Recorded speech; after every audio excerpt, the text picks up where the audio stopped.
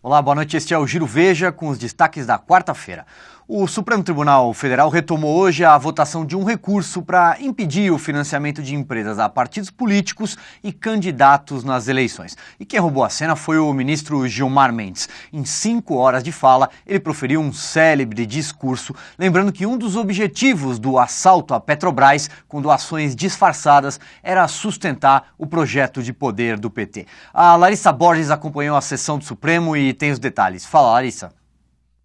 Pois é, Silvio, quase 1 ano e meio depois de ter pedido vista, Gilmar Mendes fez hoje um libelo contra a corrupção ao defender o direito de empresas poderem doar para partidos políticos e candidatos nas eleições. O ministro, que foi criticado ao longo de meses por ter interrompido o julgamento em abril do ano passado, disse hoje que ainda bem que pediu vista e pôde ver nos últimos meses cada detalhe do escândalo de corrupção que assola a Petrobras. Gilmar Mendes desconstruiu um ponto comum a defensores do financiamento público exclusivo de campanha, que é o de que as doações de empresas estimulariam a corrupção.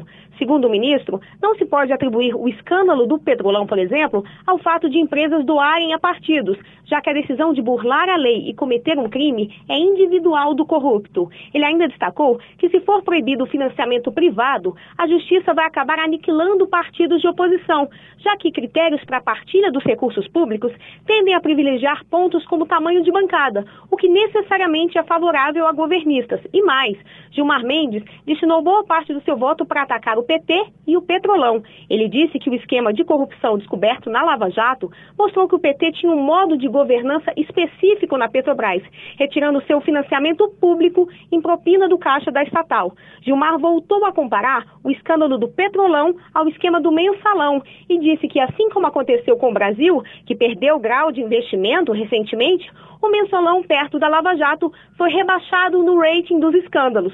O julgamento, Silvio, continua amanhã e, até o momento, são 6 votos para proibir o financiamento privado e 2 votos para manter as doações de empresas. Vamos acompanhar um trecho do voto do ministro Gilmar Mendes? Porque o partido que mais leva vantagem em razão da mais-valia e dos métodos utilizados para captar recursos das empresas privadas, agora, como Madre Teresa de Calcutá, defende o encerramento das doações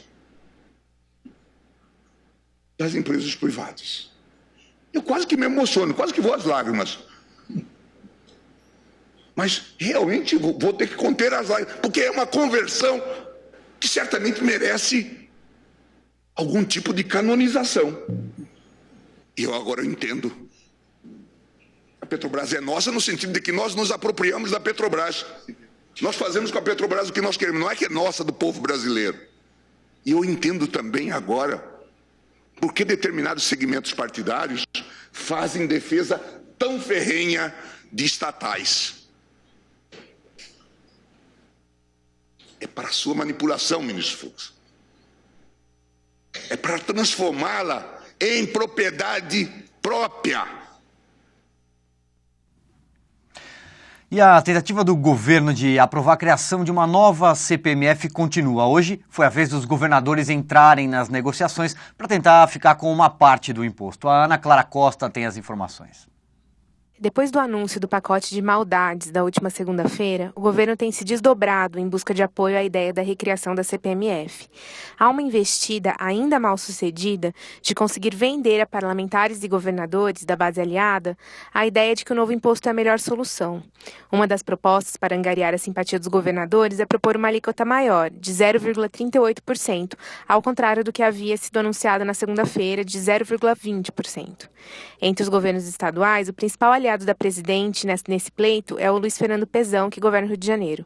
Ficou a cargo dele articular com governadores da base aliada o apoio à proposta, desde que a alíquota seja maior e compartilhada com estados e municípios. Basicamente, Silvio, os estados estão interessados em solucionar as próprias mazelas fiscais com o dinheiro do novo imposto. No total, 8 governadores da base apoiam a proposta. O problema é que pairam muitas dúvidas sobre a capacidade dos governadores de mover todo um Congresso.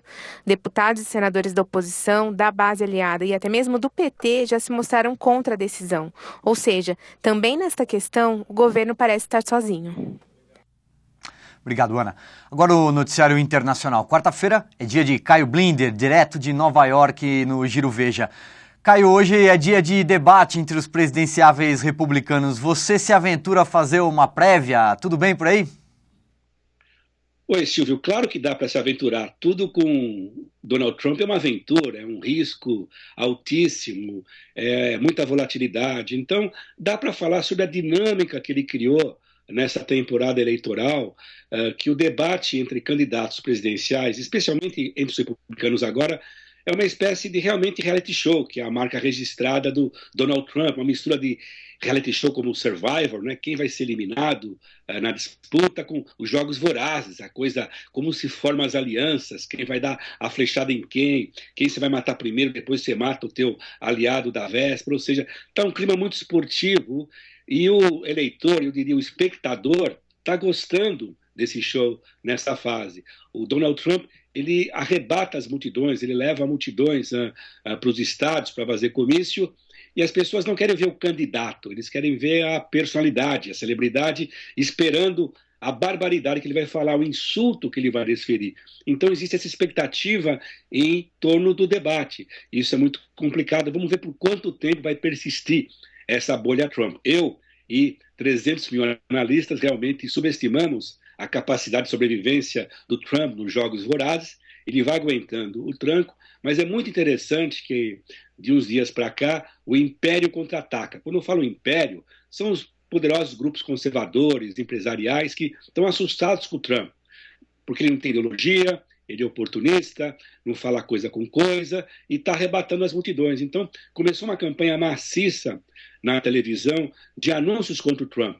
E um dos argumentos fortes, ele não é conservador. Na verdade, ele é um liberal, um democrata enrustido. Ou seja, a ideia é que esse tipo de campanha irá pegar.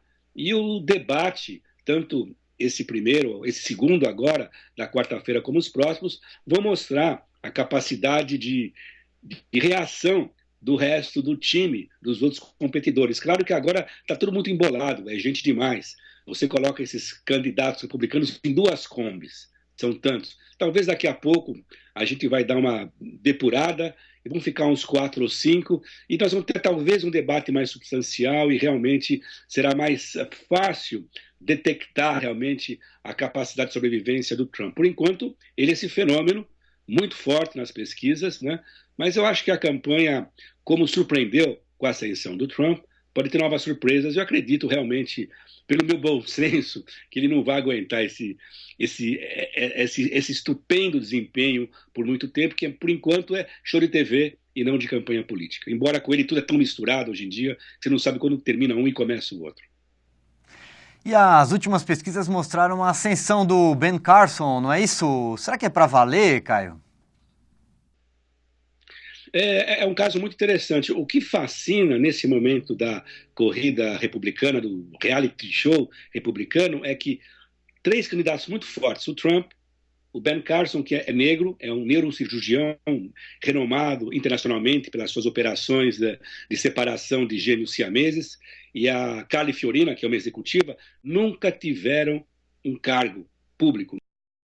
Ou seja, 3 candidatos, eles têm a maioria das preferências dos eleitores republicanos, das pessoas entrevistadas em pesquisas, e contra o que se chama de establishment, os políticos conhecidos, o governador, o senador, o filho de presidente, não de presidente como Jeb Bush, ou seja, existe esse momento de fúria contra o que está aí, ou seja, contra a política, né?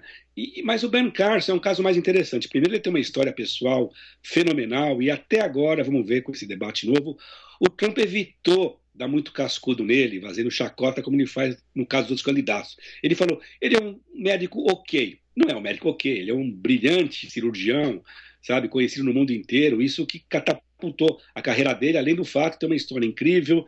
Ele é filho de mãe solteira, uma faxineira analfabeta de Detroit, muito pobre, que obrigou os filhos a estudarem. Ele foi para Yale e depois se tornou realmente esse médico conhecido no mundo inteiro. É muito conservador o Carson, sabe, as posições dele com questão de aborto, reforma de saúde, a questão do papel do governo, ele realmente é muito conservador, e eu acho que tem uma certa lógica ele subir nas pesquisas, porque ele reflete muito mais o segmento muito conservador do eleitorado que vota nas primárias republicanas, que não é o caso do Trump.